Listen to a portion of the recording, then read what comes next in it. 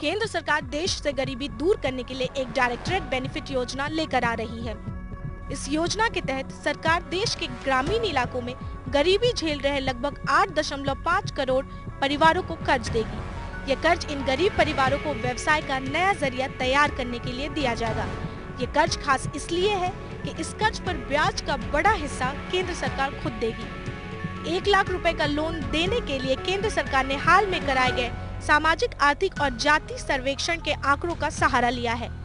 इन आंकड़ों में केंद्र सरकार ऐसे लगभग 8.5 करोड़ परिवारों को चिन्हित करेगी और इस योजना के तहत 2019 तक 1 लाख रुपए का लोन आवंटित करेगी।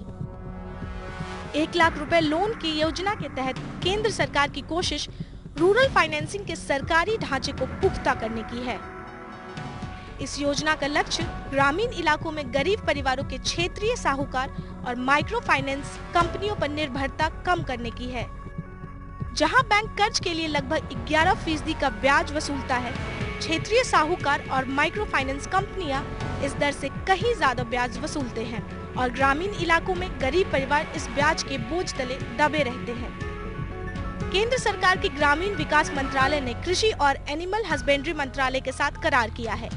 इस करार के तहत गरीब परिवारों को खेत जुताई, पोल्ट्री फार्म और बकरी पालन जैसी गतिविधियों के जरिए आमदनी के लिए सक्षम किया जाएगा।